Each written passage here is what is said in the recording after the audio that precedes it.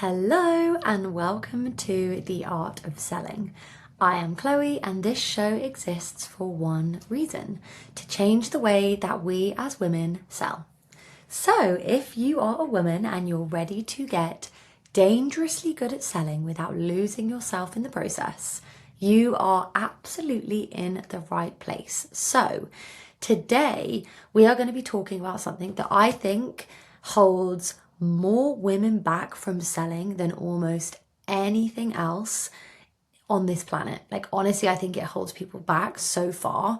And it's this little belief sitting in the back of your head that says, well, the market's really saturated. Everyone's already doing what I do. There isn't enough to go around.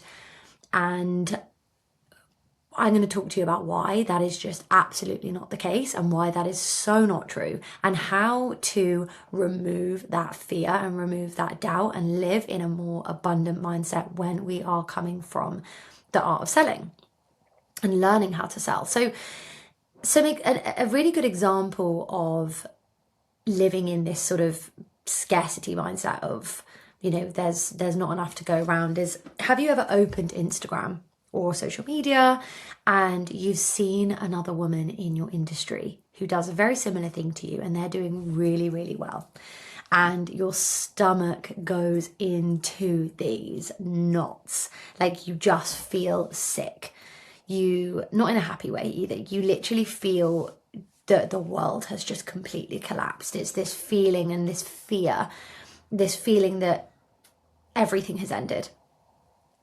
And there's maybe a little bit of excitement for them, but most of the time you are absolutely spiraling. Or another example is you've held back from posting something about your business or posting something about your offer because you thought, well, so many other people have already done this and this other person or she does it way better than me. The market doesn't need another one of me. If you can relate to any of that, actually, this is another good one as well. Like, you're looking at your prices and you're comparing them to someone else who's in a similar industry to you and they have a similar price, and you quietly think to yourself, I can't charge that because she's doing it for less, or she's doing it but she's better than me. So you then start to then drop your own prices so that you're less than them, and then you just go into this horrible head spin and spiral, and it feels horrible. It's such a horrible place to be, and we've all been there. Like, I have absolutely been there so many times, and I'm not going to sit here and tell you that I haven't, because that is so not true. It's very easy to get sucked into the art of comparison, and yeah, we all do it. And what's going on when that happens is it isn't like a marketing problem, or it isn't even a competition problem or a positioning problem. It's actually a scarcity mindset problem. And it quietly runs the show in the background of your entire business without you even realizing. And it's only until you do the deep inner work that you realize that this scarcity mindset is actually consuming you, and it's stopping you from achieving the things that you want to achieve.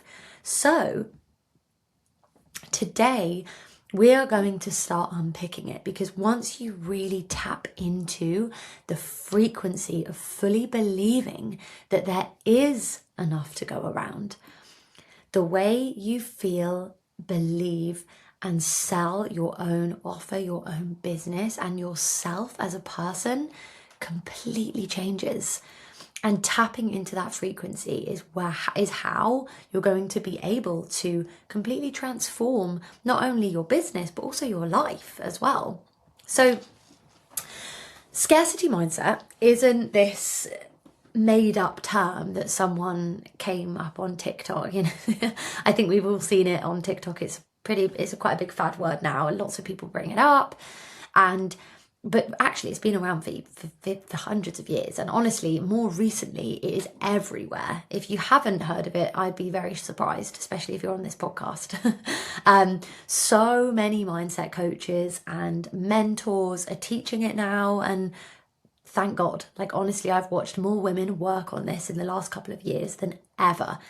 And I can really see why, like, because it is the root of so much of what's stopping us from moving forward and being able to get to that next level in our life, in our business, in our relationships. And it actually came from, I don't know if it came from him, but Stephen Covey speaks about this. He wrote this book called The 7 Habits of Highly Effective People. And he coined this, the whole concept around like scarcity and mentality versus abundance mentality.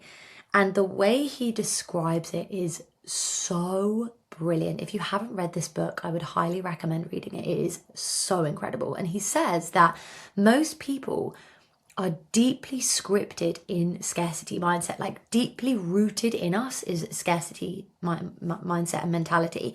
And they see life as only having so much, as though they were only one, there was only one pie out there. He compares it to like a pie, the pie analogy.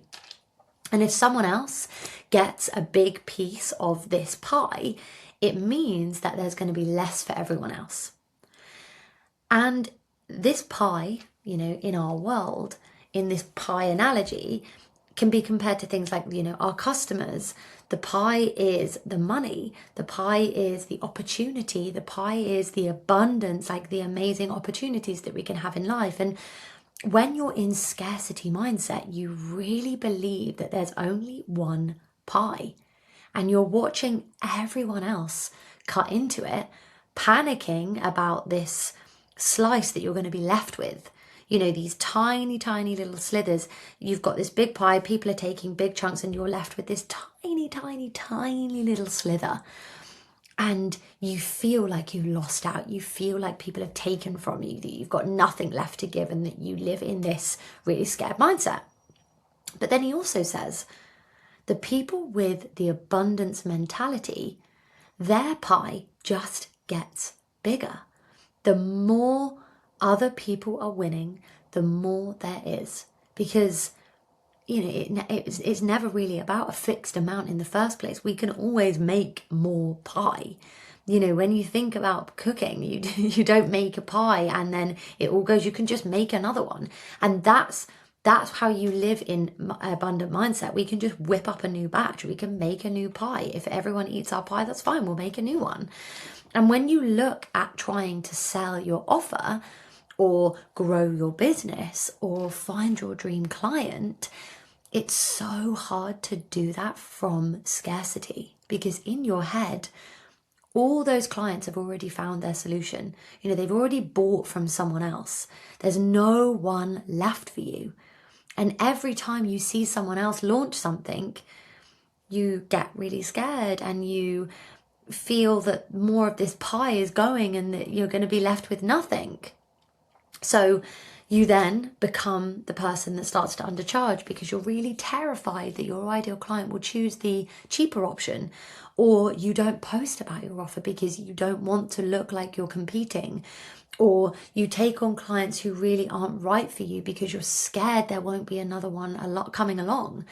You know, you watch other women in your industry and you feel this tiny, tiny bit ill, like you feel resentment, you feel ill, and it stops you from allowing yourself to be inspired by them and actually feel inspired to, you know, build something alongside them. And when you're talking to a prospect, a potential client, they can honestly pick up on this, you know, without even knowing why. They can actually tell. I can tell straight away. You know, there's this sort of desperation in the energy that comes through. I worked with a client recently that we had to really unpick this mindset. Like, you need to move away from the fact that you need them and you need to act as if they need you. And after a while, it really started to shift, and she managed to sell 8 of her coaching packages back to back the other day, which is insane. So even when you're trying so hard to hide this, like, I'm okay, everything's fine, I live in abundance, it's a really big turnoff. And you need to learn how to actually, rather than masking it, how to actually pull off the mask and live in an abundant mindset. So abundance is magnetic, and it truly is the highest level of frequency that we can live from. It truly is. Like, if you can live in an abundant mindset and every day you can train your brain to live within this abundant, everything is working out for me, I attract the right opportunities, I am not in competition with everyone, I am unique, you are living at the highest level of frequency, and therefore more opportunities and better things will come to you. But scarcity quietly pushes people away and is quite literally one of the lowest vibrations of energy to emit, and will at like 100% repel your dream clients and your dream life and your dream relationships and everything that you possibly want. It won't come to you if you live in this mindset. So I'm going to give you some real tangible examples of businesses that live in abundance. Now, these are quite corporate businesses, but it's a really good example. So have you ever noticed, and this is, I love one of these, but have you ever noticed how like things like, for instance, Starbucks and Costa, they are nearly always on the same street, like on Oxford Street. There's a Costa, there's a Starbucks, there's a Cafe Nero, there's so many different coffee shops, and they're all on one street, and they're literally next door to each other. They're usually not very far away. There's usually a Pret, there's a Starbucks, there's a Costa, there's a Cafe Nero. They're usually all on one street, and they do the same product, they do the same kind of price range similarly, the same customer, if you really think about it, people that just like to have a nice drink. And if you'd assume that one of them must be killing the other one, like financially, surely they both can't, all these businesses can't survive being that close, but they do. Both of them, Starbucks and Costa, both of them have queues out the door at 8:30 in the morning, at rush hour in London. I don't know if you've ever tried to get a coffee from Starbucks or Costa at 8:30 in the morning in central London, but it is absolute pandemonium. I used to live there, and I just used to actively avoid any coffee shops in the morning. Both of them are doing millions and millions and millions of dollars and pounds a day. And both of them have their own loyal customers who would never even consider going into the other one. Me, myself, I would never go into Costa. I would always choose Starbucks. But I also know loads of people that love Costa. So, and they would never step foot in Starbucks.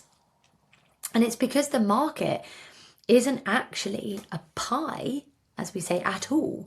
The market is just the people who want coffee. And the people who want coffee, some of them want a Starbucks atmosphere and some of them want a Costa atmosphere. And a load of people want neither. And they decide that they want to go to a lovely independent place across the road and pay a little bit more for a flat white because they love how it tastes and they like that it's an independent coffee shop. A really good example as well is like, have a look at your own high street. I've got a really good example. Where I live, the village I live, there's actually 3 coffee shops right next to each other. One of them on the far left is like a bakery, a little bit cheaper. It's very basic, but it's also it's always so busy in there. It's a bakery, it's quite basic, just standard coffee. The one in the middle, really aesthetic. It's absolutely gorgeous. If you've heard of it, if anyone's from where I'm from, it's called Host. And it's absolutely beautiful. It does all like aesthetic cups. It's like the Instagram influencer like space. Like, it's just beautiful. And then right next door is another coffee shop that's aimed at more parents and mums. And it's got like an inside creche, and you can, put your kids to play in the play area whilst you and the other mums have coffee. So each and every single one of those coffee shops in my village alone have an ideal client. But they're always busy. They are absolutely always busy. And look at your own high street as well. How many hairdressers are on there? How many nail salons? How many gyms? How many cafes? Like, absolutely loads. And nearly all of them are busy. All of them have regulars who would go nowhere else to get their coffee. And similarly is when you look online, like how many, for instance, like me, like how many female coaches are there out there? tens and thousands, hundreds of thousands out there that do similar to what I do. New ones launch every single week and they absolutely thrive because what we do isn't a product, it's a relationship, it's a feeling, it's an energy, and no two women on this planet bring the same energy. Even if we're teaching the exact same thing, you'll teach it differently to how I teach it. It's like when I've invested in fitness coaches before, I don't think I've ever invested in a fitness coach that's done the same thing. They always make me different plans, different things, and it's unique. The person that I invest in is completely unique. And someone out there will need to hear what you do specifically and will want to connect with you. And Stephen Covey even said this, like he said an abundance mentality springs from internal security, not from external rankings and comparisons and opinions and possessions or associations, which is a bit of like a posh way of saying the women who do well aren't looking around going, who am I better than? You know, they're looking inwards, they're looking at themselves and saying, what do I bring that nobody else can? And the answer is always something. You know, the answer is just you. You know, what makes you different to the other people that do similar things to you is you. You know, how unique you are. And this is why I lean into selling off of your own intuition so much, because it makes such a difference. It does make such a difference. So right now, you know, you're probably, whilst you're listening to this, there are women out there somewhere with a problem or there are customers out there, should I say, that are out there with a problem that you specifically can help with.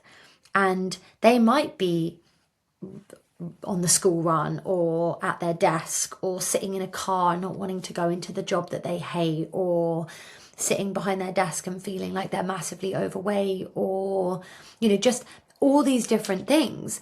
And they need to know who you are. They need to understand, you know, someone who tells the stories you tell, someone who reminds them of someone that they'd actually really get on with, or the woman that they'd really click with, the person that they need to get to that next level in their life. And it's similar to dating. You know, there's billions and billions of single people in the world. Billions, absolutely billions. And yet most of us end up with one specific person who feels like home, who makes us feel really safe. And it's not because the other billions of people in the world weren't available. It's because that one specific person was actually right for them. And the fit always matters more than the number and the comparison. You know, I look at my relationship. If I hadn't been in that bar that night, my life would be completely different. If you've had the chance to read the book that I wrote a book this year, actually. I wrote it in December/January. It's called Limitless Volume 2. And I write in there about how I literally wasn't even meant to go to this bar that night. I really didn't want to go. I just come out of a really toxic relationship and I just really wasn't in the mood. And my friend was dragging me out. She was like, no, come. And thank God she did. You know, I actually thank the Lord that day that she dragged me there that night, because my life would be so different if it wasn't for Stevie and how, like, the love that we have for each other. And, you know, that's because I put myself out there and I just did it. I was like, screw it, what's the worst that happens? You know, and your dream client is the same. You know, they don't need the most qualified coach in the industry. They don't need the most cheapest service that you can offer. They don't need the loudest one with the biggest following. They need the one who feels like home to her, who makes her feel safe, who makes your ideal client feel like you understand them. And that's quite often just you. Like, you make them feel like that. You have the power to do that because you resonate with them. And when you're in scarcity mindset, you accidentally repel your ideal client because you're too busy trying to be everyone's cup of tea, and you stop being anyone's specifically. You know, you water yourself down, you try to sound like others, you hide the bits of you that you worry will put people off. Everyone has their way of, they like cups of tea. I like mine quite strong, but also a little bit milky. It's weird. But I don't really like people making my cup of tea, actually. I'm really fussy. I would rather make it myself. And it's the same. Like when I'm looking for a coach, I'm really specific. I'm like, I know what I want, and I will not make a decision until I've found that right person for me. Usually it doesn't take me long because I know what I'm looking for. But, you know, another example is like Wayne Dyer. This is a really good one. He has this line that I absolutely love. He actually said this, that there's no scarcity of opportunity to make a living at what you love. There's only scarcity of resolve to make it happen. I love that, which is just so true when you really sit with it. Like, the opportunity is always there. The clients are always there. The market is always open. What's usually missing is just the belief that you're allowed to go and have your slice of the pie. And I remember when we were in COVID and everyone thought like that was the end, my business was going to shut down. You know, there were so many people that were just like, I'm giving up, this is the end. And then you saw people who literally made millions in COVID because they harnessed the fact that people were sat at home and that they needed like coaching, they needed help, they needed new forms of marketing. Like, it was probably the thing that set human beings apart. Like, are you going to sit in this scarcity mindset and worry and watch the news and like worry about what other people are doing, or are you just going to focus on yourself and build something that's going to give you a lifetime of success and give you the thing that you want to get in life? So how do you actually shift this? You're probably thinking, okay, great.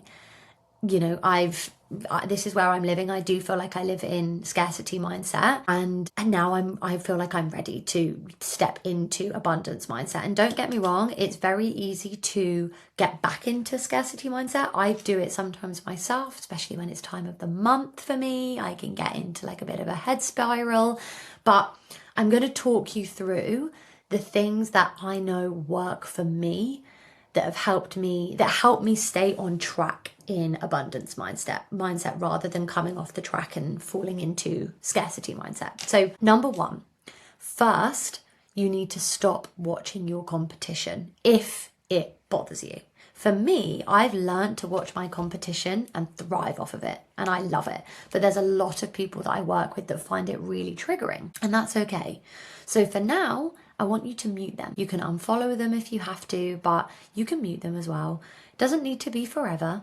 It just needs to be for a short amount of time whilst you get into your own abundant mindset and you start doing the things that you need to do. Because every time that you check what they're doing, you stop thinking from your own head and start trying to react to theirs. And you end up running someone else's race instead of your own. And I went through this phase a while back where I muted nearly every single person in the industry for about 3 months, and my business genuinely transformed in that time. Like, I fully focused. I was just like head down, ready to go, because I finally had space to actually hear myself again.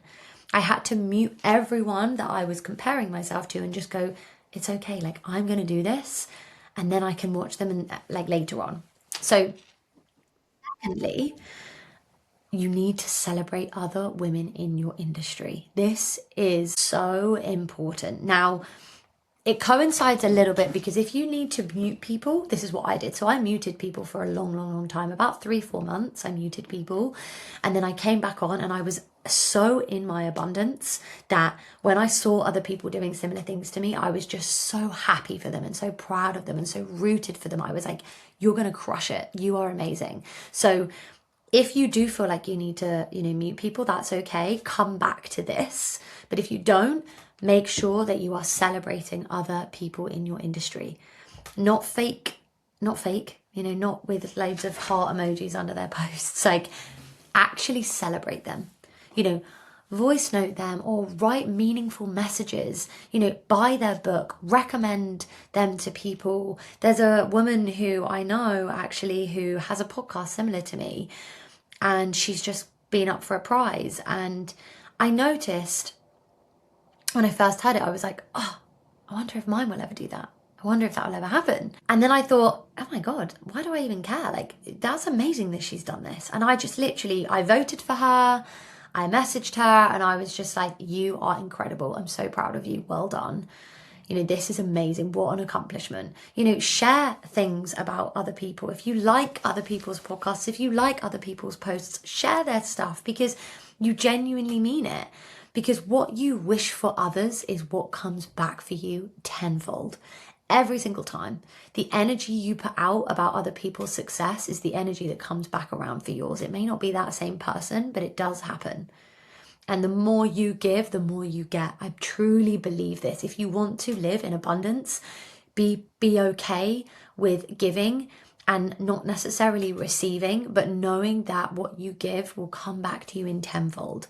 It does. It works. It absolutely happens. It's the art of attraction. It's the art of abundance. Thirdly, get specific about who you're for.